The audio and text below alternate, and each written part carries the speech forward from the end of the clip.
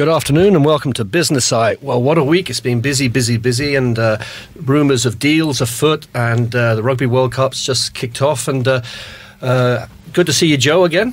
Hi Simon, how are you? It's great to have you back in here again with some wonderful guests that we have. Yep. Super guests. Yep. So who we got on the phone, Simon? We've got three guests who I would regard as business friends and colleagues. First of all, we have Mindi Caselden from Caselden Consulting. It's great to see you, Mindi. Thank you. Great to be here. Thanks so much. It's great to see you. And then we have Raymond Hegarty, who is an expert in IP commercialization, has done some amazing stuff and TEDx talks and that kind of stuff. And then, good to see you, Raymond. Good to see you, Simon.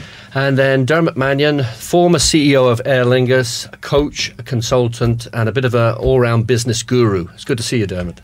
Thank you very much. It's great to be here too. That's some title to have, Dermot. I know, it's ominous, isn't it? Putting you on the spot there. I know, really, exactly. The discussion will probably go downhill from now, but that's okay. That's okay. Welcome, folks. It's a Friday. We are live. We are in Dundrum Shopping Centre. Yes, the rugby is on, and being a rugby fan, I will be tuning in at the break to see what's happening. I think Russia just scored, have they? It's half time at the moment. That's the end of that. That's it. That's like someone telling you the end of a movie. It's only the start. So when you've had a crazy week, actually, you've had a bit of a... Well, I've had a cold. I'm just getting over a cold, but I've been travelling. I've been up in Northern Ireland. I was a keynote at the Northern Ireland Small Business Conference, and then I was on the BBC. I was interviewed on BBC Radio Newry, so it's been a busy week, but it's been great. It's great to be back here. Yes, it is. It's for myself, it's been a bit weird, actually. I actually don't know what I did this week. Do you ever have those weeks that you just don't know what's happened, but the week is over? That's called alcohol. Is that alcohol, is it? Yes. But it's been productive as well. So a lot going on. There's a few events coming on. But tell me yourselves, how's your week been? What have you been up to? Well, as I said earlier, I'm active in the consultancy space. So I started the week on Sunday at the final of the Irish Young Entrepreneur of the Year competition, which was hosted by Google and is sponsored by Enterprise Ireland.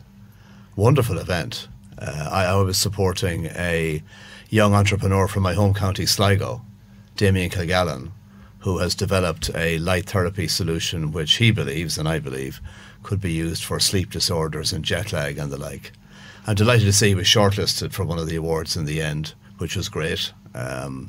A brilliant event and a real bird's eye view of all the wonderful talent that's coming along in Ireland at the moment. It is, yeah. It's a great event. I was following actually the event on Twitter, and Owen O'Malley, which he's head of the Dunleary Leo, he was at it as well. I was actually speaking to him yesterday, and he was saying it's a great event, and you know it inspires young people who have an idea to actually step forward and go, there's someone there that will listen to me. Yeah, I mean, every county in the country was represented. The ultimate winner was from County Tipperary, Sharon Cunningham, with a company called Shorla Pharma. They've developed or are developing pharmaceutical solutions that would be suitable for therapy for women and for young children. Very impressive story. Everyone's got an impressive story, basically, who made it to the final on Sunday.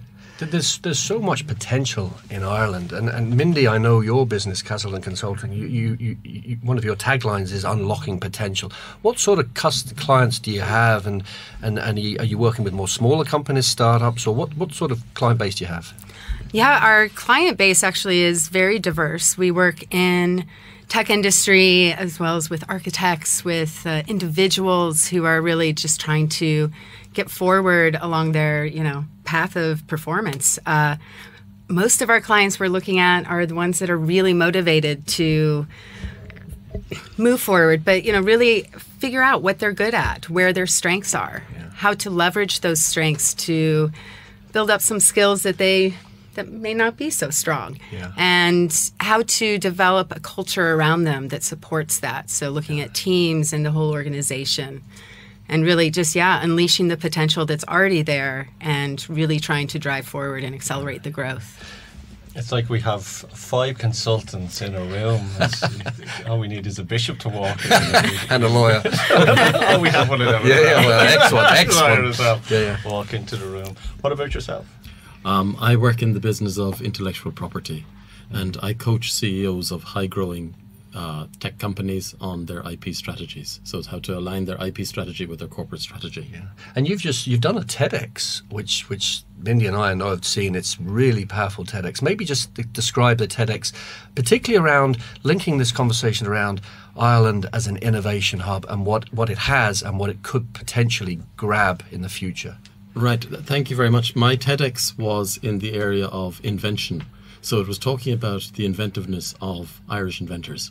Yeah. And it was looking at it from a historical point of view and going back thousands of years, but in the last, 400 years ago, 150 years ago, and some very interesting Irish inventions, such as the binaural stethoscope or the hypodermic syringe, the hollow needle hypodermic syringe. My favourite one is the ejector seat that you see in the James Bond movies. So there's a lot of inventions by Irish people, and the theme of my TEDx was that the invention is not just for Edisons of this world, and that there's a proud history of Irish invention, and I think there's the potential for future Irish inventions as well, and the conditions are there for that. Yeah, I would agree. I've travelled the world. I've been all over the world for over the last many years in sales and marketing, and I always feel that when it comes to the Irish, we are very creative. Why is one of the reasons that a lot of the multinationals come here as well. The CEOs want to go to a location as well, which is fun and they get it, but it's also the workforce. And even with Irish that are working in organisations, we all still have this entrepreneurial mindset. And I think that, and as you know, invention is a mother of all necessity. There's a huge development here. On the downside, I think there's an awful lot of entrepreneurs. I think there's so many of them, and a lot of them aren't earning money. Right. Okay, Yes. which is, but they're all trying to see and trying to prove if they can. Yes. What provides for an environment for innovation? I mean, does Ireland have what it needs, or what's it lacking? Well, I come from the point of view that Ireland has a lot of the key ingredients that are the fundamentals of invention. I think that there are three things that you need for invention, and that Ireland shows them very well. Knowledge development. We have a young, well-educated workforce who's interested in learning more and doing very well. International connections. As you know, Irish people can travel anywhere in the world. You mentioned about the multinationals. The wonderful thing about the multinationals is that it also gives experience to Irish people that if we didn't have multinationals here, we wouldn't have that level of capability. That Irish people can work in the multinationals, get exposure to ideas that they just wouldn't see in a small island nation. Yeah, you were just saying there are 25,000 Irish from Ireland over in Japan for the World Cup. Yes, indeed. I just came back from Japan just over 24 hours ago, so I was coming out just as people were starting to move into Japan. Wow. And I believe that there's more than 25,000, because that is just the number of people who've registered from Ireland. There's a large number coming from Australia, New Zealand, Singapore. Absolutely. It's very mobile. It's interesting because a small nation, our biggest export are people. Yes. And being with people, I learned more when I went away, and when I came back, I was able to share that. And I always say to everyone that I know, go away. For yourself coming here, is that if you go away and work abroad for at least a year, and then go back to wherever your own country is, your enrichment, your knowledge, your experience is far beyond the people that never travelled. I mean, I agree 100%. Certainly in the aviation space, where I've spent most of my career, by definition it's international. I mean, Ireland has an incredible track record in aviation. Just look at the 3 or 4 major leaders in the aviation world are Irish, from the airlines to the leasing companies.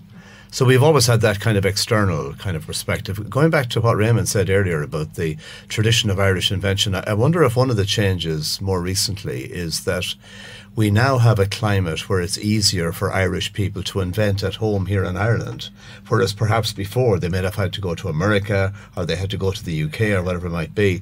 But now, for all the reasons we've discussed earlier, the new enterprise culture and so on, the atmosphere seems to be much better now. Would you agree with that? I would agree with that, and there's very often people talk about on one hand and on the other hand. On one hand, you do have much more inventiveness coming about because Irish people have seen what is possible. On the other hand, not being in, for example, Silicon Valley, you're not exposed to the same level and volume of ideas and interactions and how to execute, and also access to finance, which is really important for entrepreneurs to take it to the next level. I was going to segue to Mindi on that, so I don't hope you don't mind me asking, but your partner and business partner, Jeff Caselden, Yes. Used to work for a small company called Amazon. A small, tiny thing, yes. And so you're obviously both from America. How do you view Ireland, the Irish ecosystem, in terms of R&D and innovation, excellence, and just get up and go in that space as compared, say, to the States? So when we came over in 2008, it was right before the crash. And so we experienced about a month of just amazing ideas and people, and really got into the social bit of, exploring the people here, the diverse ideas. And then when the crash happened and people left, we could see the difference that the lack of diversity had. And in the States, it's a huge place. There's many diverse cultures that are represented, but you can easily get into your little pocket, whether it's the sector or the community. And getting away from your community, the state, exploring the nation, exploring the world. I was able to go to Australia in college and come back, and I was just amazed. I was like, why am I going to stay in the States my entire life? Like, there's a whole world to explore. And when we moved here, people had moved away. They had a bit of that diversity ingrained in them. And so you could see it reflected. And so the ideas, the creativity, it was really impressive for a country like Ireland compared to where we came from in San Francisco. So you're kind of saying the Irish generally have, because of their willingness to move, there's a more an inherent open-mindedness and a willingness within the culture. Yes, and a willingness to listen to other ideas and to take it on and really think about them. Yeah, I also, Ireland is just a rock on this side of Europe. It's it's a windy rock off the west coast of Europe. Yeah. And it's like when I spent some time in the Isle of Man. There's the Isle of Man is described as 80,000 drunks trying to get off an island. That's how they describe themselves. And it's kind of, some people left Ireland and they hit the Isle of Man because their boat was in the wrong direction, and some people left England and they hit it and they thought they were in a different country, and that's how it grew. But yet it is the innovation. And look, I spent many years in America, and the one thing I love about America is, and I would say, some of the most dumbest people I've ever met in the world are American, but some of the most intelligent people I've met as well are American. And I've worked all over, and I've worked with different sectors as well. And I always say about America, if you don't like one area, move and go somewhere that you'll find it. Where here, it's you're on the rock or you go. You're on it or you're not, and even moving to the UK as well. Like, I would travel forwards and back to the UK with good old Ryanair for about 6 years, and for me it was just jumping on a train to Cork. That's the way that I looked at it, in and out all the time. So from people coming in, they're going, oh, I love this country, and they're welcome. But the Irish can be very clannish as well. Did you find that yourself? I have not, actually. Okay. Yeah, but we're very personable people, so we put ourselves out there, and I think what we've learned is that the more you put yourself out there, the more people reciprocate it. Yeah. It's like the one thing about them, when I ask about Americans as well, I find them very trusting. That's the one thing. If you want to do a work in America, they are very trusting. And on that note, folks, we're going to take a quick break and we'll be right back. Your community radio for South Dublin. This is Dublin South FM. You're listening to Joe Dalton on Dublin South FM. Community radio with a global audience. And welcome back to Business Eye. On the line, we have Siobhan Fitzpatrick. Siobhan is running a second event this year, a networking event in Dublin. Siobhan, are you there? I am here. Can you hear me, Joe? I can hear you loud and clear. How are you? I'm very good, thank you, on this gorgeous sunny Friday. It can't be anything but great, I don't think. And tell us, Siobhan, is that South Dublin you're having that sunny afternoon in? Sunny afternoon on the foot of the Dublin Hills. Oh yes, we're on the we're looking out into the city here. The sun is shining in Indian summer. That's what they have. Yes. It is, Yes, in Indian summer. Siobhan, tell us, you're running your event next Friday. Tell the audience what it's about and what they will get from it and where they can get the tickets.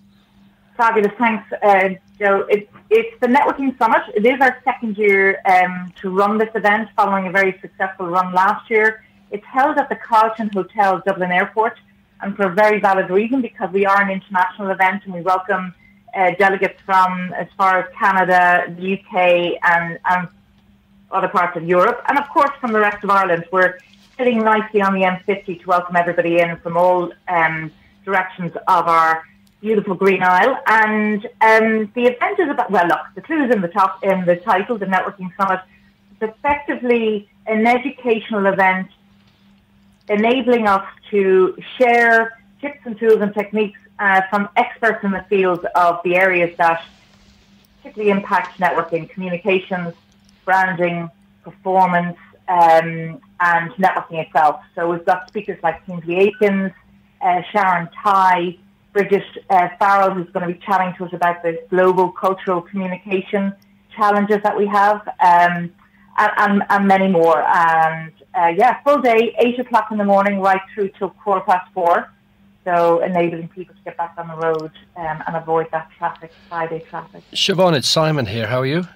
Hi, Simon. We've yet to meet. I know. Although I've heard so much about you. Likewise, and I think we connected on LinkedIn. But anyway, We did. So this event sounds fantastic, and I'd love to. I don't think I can come to this one, but I'd definitely like to come to another one. So, from your perspective, how international is this event? I mean, what sort of reach do you really expect and want this to attain globally? Well, look, we're a new event in terms of startup, only being our second year, so it does take a little while for the message to reach out there. But the audience that we have coming, some of them may work here, but their businesses are international. They're dealing with international audiences, employees. So the topic and the conversation is global and international, regardless of whether they've come from Sandyford or they've come from Mayo or wherever it is. They have a need to understand the importance of networking globally. It's a topic that's global. There's different ways of doing it, and I was chatting to somebody about this the other day. So this is also part of our growth that we hope to bring is for those that travel internationally, how do you network in the likes of Jakarta? How do you network in the Middle East? It's all very, very different. So there'll be topics that will be coming up in the future. We don't have it in this particular conference this year, but it is a topic that will be expanded upon. So how much do I want it, Simon? I want it. Of course, I want it to be a global event. You know, my aim is to have this sitting in and alongside events like Pendulum Summit. Absolutely. You know, absolutely. We have a space in that area. It's not something we're taught in school or college, and yet it's a tool and an activity that we need to do when we leave school. Yeah, we were just saying in the break that Ireland has a massive global reach. So, I can't think of many better places to be the hub for a networking growth program than Ireland. So that sounds a great aspiration. That's great. Thank you. Siobhan, and we've actually... Oh, sorry, Joe, go ahead. Sorry, Sean. Just want to know where people can pick up the tickets and who's sponsoring for you as well. Yeah, great question. So the tickets can be found on the networkingsummit.com website, and the sponsorships, the sponsors we have this year, we've been very honoured. Platinum sponsor this year is Hedgehogs versus Foxes, which is an incredibly innovative media company. So they've been handling our media both on the ground and producing videos for us prior. So I definitely recommend people check them out, Hedgehogs versus Foxes. We've got companies like Caselden Consulting, Move Group, the Marketing Lounge. We've got the Networking Institute, which is another educational platform founded by Kingsley Aikens. We've got All Talk Training, again, that communications company who enable companies to develop their global communication. And we have WebGo cards. So for those who forget their business cards on the day, I hope there won't be many, but if you have, we've got you covered.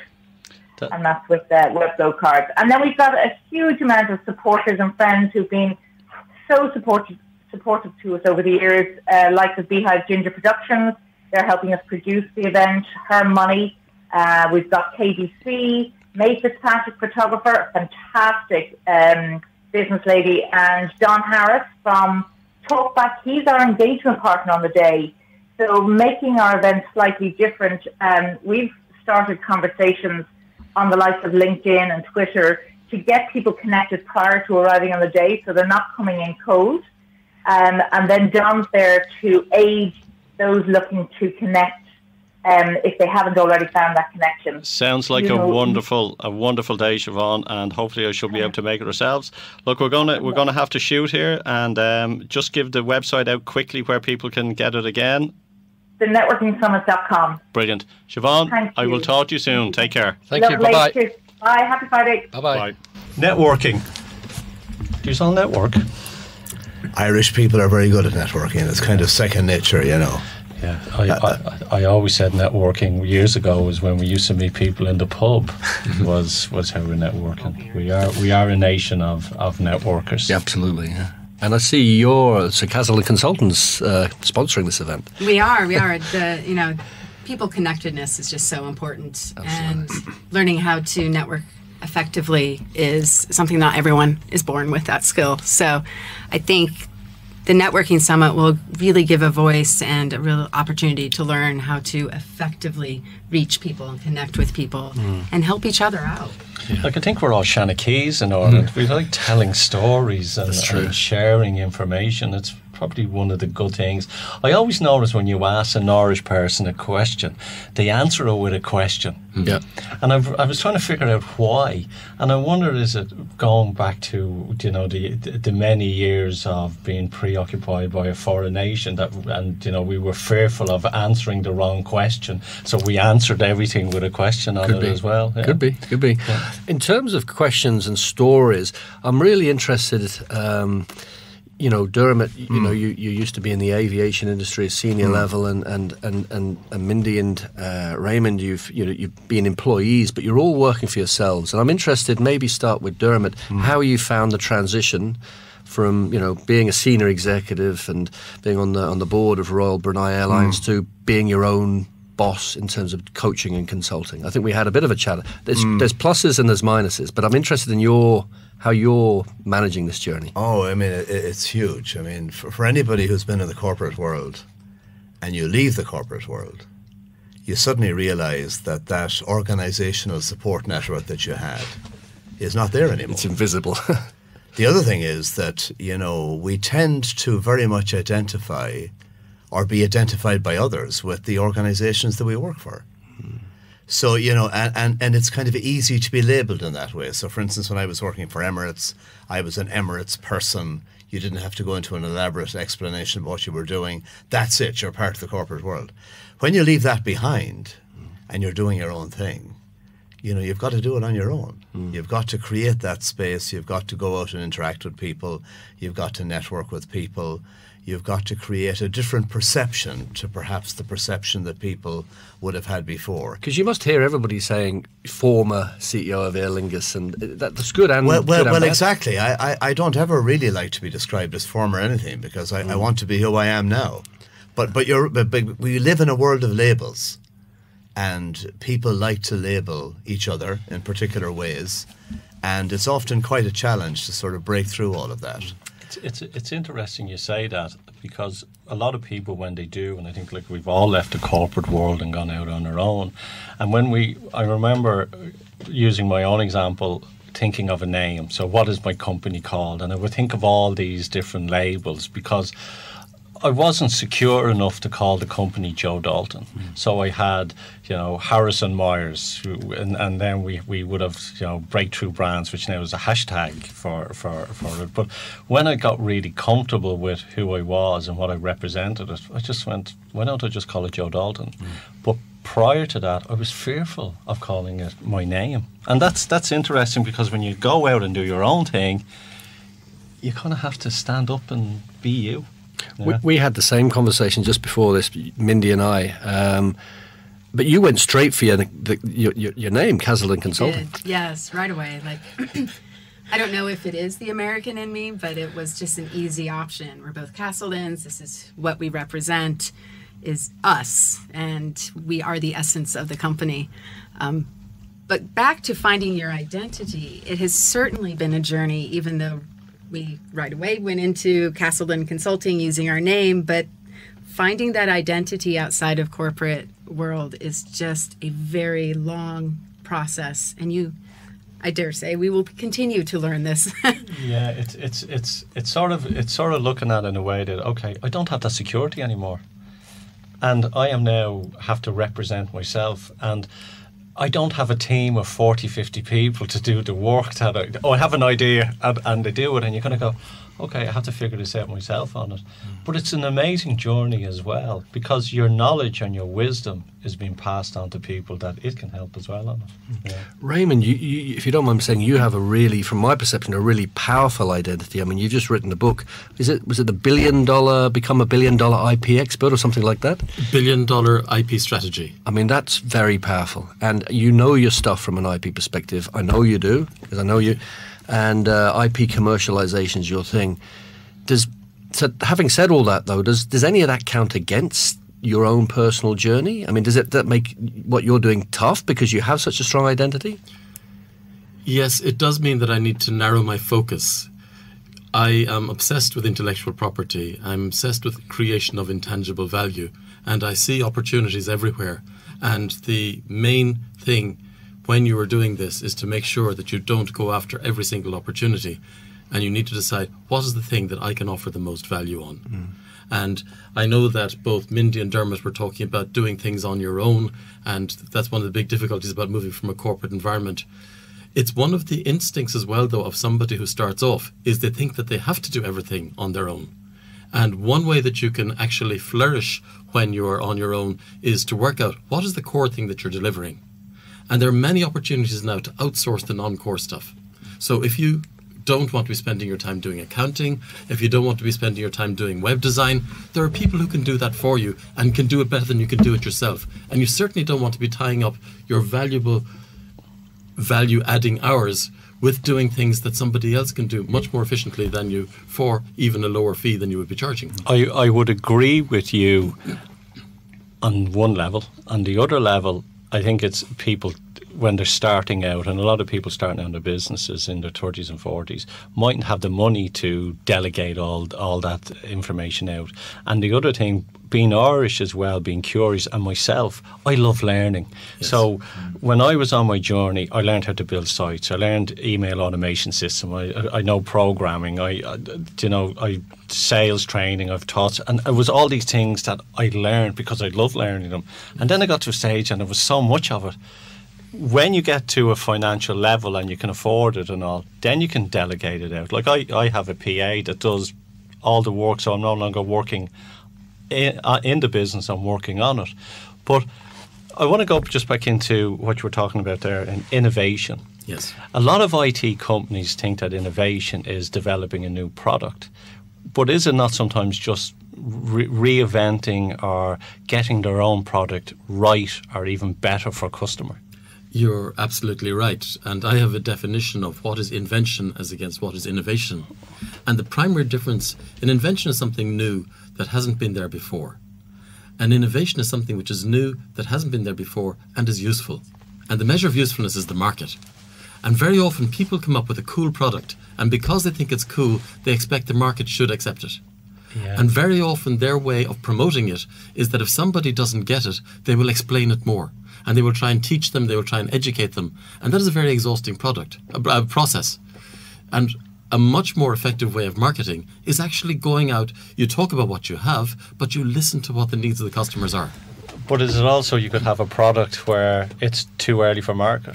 Yes. And we had one of those products. We had a genetics company which was testing DNA for electric ability and nutrition. And when we were running it and telling people were looking at us like we were idiots. Yes. And we were saying, no, this works, yes, yeah, what it. And now, you look now and there's hundreds of companies running genetic tests and all. But when we were starting off we got funding, but everyone looked at us like we were idiots. You're right. An idea has its time. Yeah. And you do hear people talking about something which was too early for its market.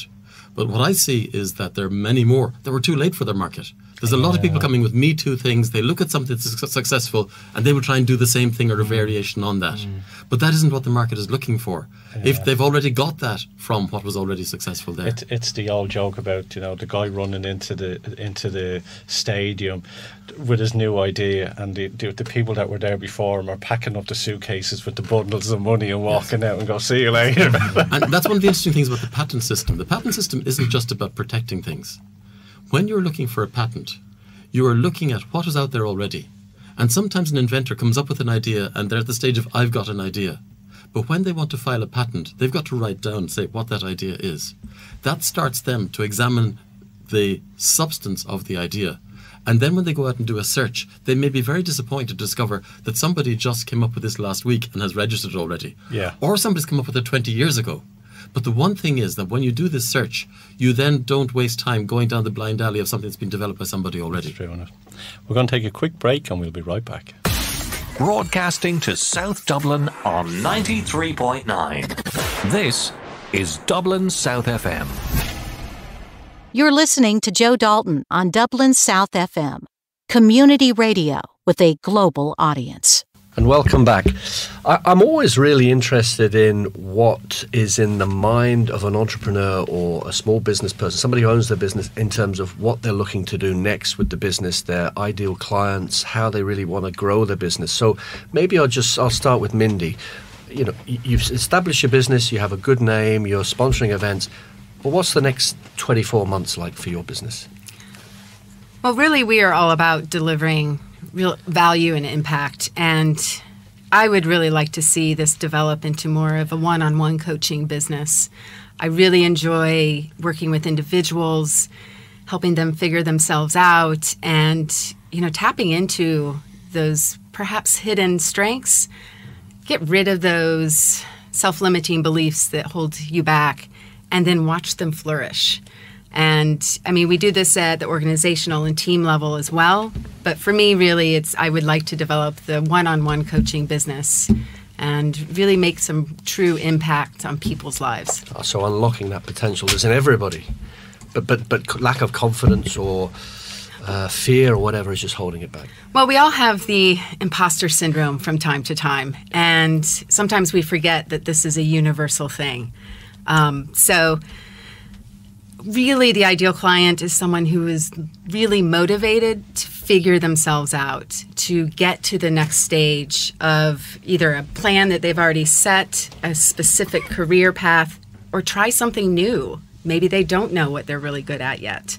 And, we could have those moments at any stage in our life. So, yeah, the ideal client would be the ones that are motivated and really ready to put the effort into finding out more about themselves. I think it's really making someone accountable. Yes. That's really what coaching is. It's, you can bring your wisdom to the table. It's all about asking questions. I've been coaching a long time and mentoring, and I've learned I never tell people what they need to do.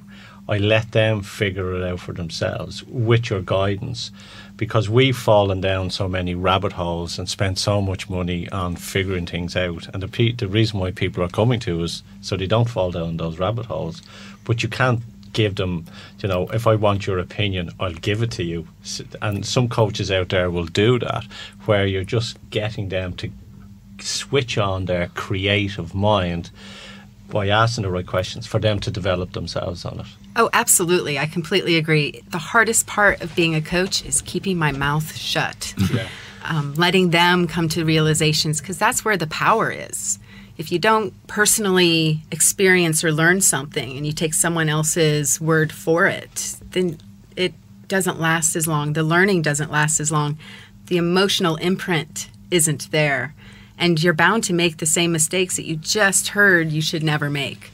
So until you make them yourself, or until you have your own experiences, the learning is just so much shorter. You really need to, view failure as more of a learning experience and not such a negative.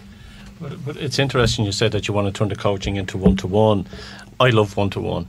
You know, I've trained and I've coached to many, and I help clients do that. But for me, it's the one-to-one. And people say, would you not do this? It's not, because I enjoy it. I enjoy that time. And with video and with the internet, we can be anywhere in the world on it. And that's the real beauty of it, isn't it? You have to find your niche. Yes. What would be the biggest one piece of advice that you would give to someone who would want to be a coach? Who would want to be a coach? Yeah. You know, Don't. No, definitely do. But, you know, I went to Kingstown College to get some kind of foundation to make sure that the strategies that I was using, the questions I was asking were appropriate, were right, and were helping the coachee client. I think that that's really important. Like, we all have our own experiences and can help mentor others. But you're right. It's all about asking the right questions, letting people figure it out for themselves. Why? Because it's so powerful. Yeah. But Yeah. that question itself, why, is, you know, it's... It is, yeah.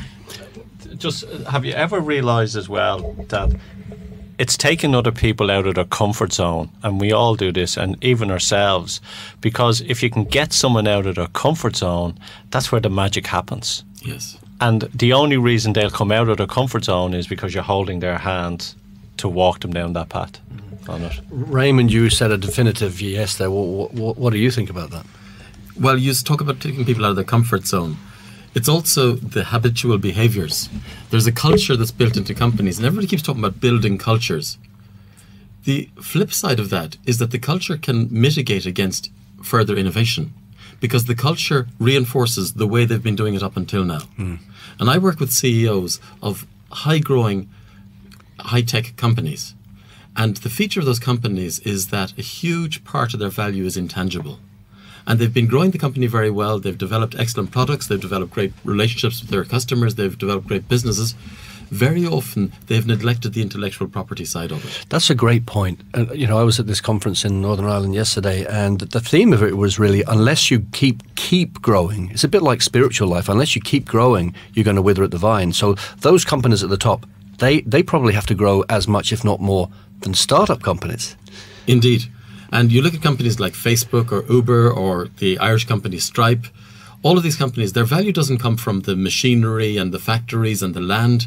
The value comes from all of the intangibles about the ideas they have, the inventions they have, their relationships with customers, and all of those intangible things end up multiplying the value of the company, and it can be multiplied by 100-fold, it multiplied 1,000-fold.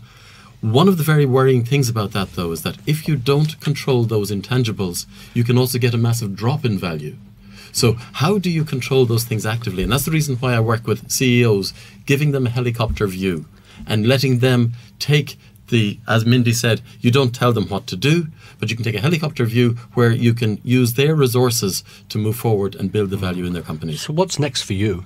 What's next for me is a continuation of what I'm doing right now, that I am working with some really exciting, fun companies. And unlike a lot of consultants, I'm not out there saying that I need to bring in another 20 clients. You know, for me, I am limiting. I cannot take more than one more client this year. So that's the level that I'm at. So I'm very selective about who I'm working with. And that was one of the reasons why I wrote my book, is because I can reject all of the other people who are coming to me without feeling very guilty that I'm letting them down, that I can give them something that they can take in their hands and they can work with themselves and bring themselves to one level forward, and that I can still focus on the people who I can deliver the most value with. That's very confident and lacking arrogance in you for doing that. I mean, you're sharing your knowledge free to a lot of people, you know, or for reasonable rates, which is not usual for consultants. They normally charge a fortune to share their knowledge. Well, it's something that I have a passion about. Yeah. And it doesn't cost me, once I've created the book, it doesn't cost me any more to have one more person benefit from that, if they can benefit one little bit from that. I would agree and disagree, because I believe if I sit down with someone, I'll share all my knowledge with them. I'm happy to share my knowledge, and I know that there's people out there that can't afford what we offer, but need our services. Yes. So I believe if you share everything, some people then will get that knowledge and use it. Some people will get that knowledge and will feel overwhelmed and want to use your services or use you. But it's about helping. Indeed. On it. Dermot, so I know you quite well, and I know you're a non-executive director in the aviation industry, and I think you're supporting a startup or a couple of startups. But and obviously the coaching side of things and mentoring and consult. What are your priorities for the next year or two? Well, for me, the biggest area of fascination is the whole dynamics of teamwork. And much of the success in the corporate world and just about everywhere else in this world, I think, is determined by the dynamics of how well a team works. And I suspect much of the intangibles that Raymond was talking about earlier is, sometimes by chance, you can create a team that is working effectively. And the problem with that is that because it just sort of happened, the challenge is, how do you keep that momentum going if some of those team members leave? In other words, in some of the most successful organizations in the world, if you ask them, how did you do it? They say, well, we were lucky enough. Look at the Nike story. The right people showed up at the right time. They worked well together. They got the company off the ground. The next challenge, though, is no team stays intact forever. And you've got to create a dynamic to have people moving in and out of the team without creating any lasting damage to the organization. And in order to kind of create that growth culture and the passion that Raymond talked about, passion is a very important thing, by the way. If I'm dealing with anybody and they're looking to achieve something, but there's no passion, forget it. I mean, to the extent to which I achieved anything in my life, it's because I was passionate about particular projects at particular times. I would agree, because if someone sets up a company and you're dealing with startups, and if that person in a startup is running it just for money, it's not going to succeed. It's going to fall, because passion outweighs anything else within an industry or within any project that you work on as well. It was interesting you said about Nike. The one amazing thing about Nike was, even after a household name, how they were even trying to figure to get $5,000 together to pay a staff. And it opened up, Shoe Dog was the book, and it opened up in my mind that a glorious big multinational company, still 10, 15 years in, were still struggling. And that sort of hit me and went, it's real. I'm really interested in this whole, is it luck, is it passion, or is it strategy? So, and I have in my head Microsoft, right? So in the 90s, massive organization, world's biggest brand, one of the biggest tech brand. Today, then there's a bit of a drop in the brand value. Today they are again the world's biggest brand. What's caused that? Raymond, is that luck? Is it strategy? Is it having the right new passionate CEO? Or is it all of those things? What's the most important part? Well, innovation isn't something that you can program. So you cannot have a formula and then you plug in all the elements into the formula and then you've got a guaranteed result. So there isn't a single formula, and that's the joy of this. You look at a company like Microsoft. Microsoft is full of very, very smart people, and I've done a lot of work with people in Microsoft. I've been in Microsoft headquarters many times. I've met all of the senior executives in Microsoft at one time or another. And very smart people, very, very passionate. They've got lots of strategies, and some of these strategies don't work because the market doesn't accept it. You look at Bill Gates grew this company from nothing for him becoming the richest man in the world. Steve Ballmer took over, and for 10 years the company was flat. And now you've got Satya Nadella coming back and injecting more energy into it with a lot of successes in the cloud area, and they've become the #1 cloud provider in the world again, which has brought Microsoft to the top. We're coming to the end of the show. It was just mentioned, you mentioned a couple of them there. If you think like Warren Buffett, it took him 10 years before he made his first million. Ross Perot was offered Microsoft and he turned it down, and I'm sure he has sleepless nights thinking about that as well. So if a company is looking and they're looking to grow, overnight success takes you 10 years plus. It doesn't happen overnight, especially with startups. They need to sort of realise it doesn't happen tomorrow. It'll happen a couple of years down the road. I think the truth is you need resilience. There are many defeats along the way. Many, yes. And, you've really just got to be able to pick yourself up. And if I was to pay a tribute to our American friends, it seems to me that the Americans have a wonderful culture where Americans just brush off defeat and they move on. Yeah. We're still not as good in Ireland at brushing off defeat and moving on. And that's probably something we need to learn to do better, I think, in the future. Take the knock and get on with it. Exactly. We've got 1 minute left. We'll start with yourself. Where can people find you? Give us your website and details. Yes, you can find me at caseldenconsulting.com. I'm also on LinkedIn, M. Caselden. And I'd love to hear from anyone. Excellent. Me too. LinkedIn is one way that I'm very open to engagement with people. If you send me an invitation to connect and just tell me why you want to connect, I'm very happy to do this. And when's the book being published? And what's it called? I've had 2 books out now, and the second book, which is the most recent one, is $1 billion IP Strategy. That's already available on the Kindle bookstore. Please find me on LinkedIn, Dermot Mannion. I'm very active all the time, and I'm always open to interaction. And as ever, Simon at simonhaigh.com. And myself, thank you for Business Eye this week. I want to thank all our guests. You can catch me Joe Dalton.ie, and if you want to check out the masterminds that we're running in October, you'll find them at jdc.ie. Until next week, folks, another super week, some amazing guests. I think we could have talked here for a couple of hours. Have a super weekend, and for all my rugby fans, enjoy the rugby and take care. You're listening to Joe Dalton on Dublin South FM, community radio with a global audience. Broadcasting from the Dundrum Town Centre, this is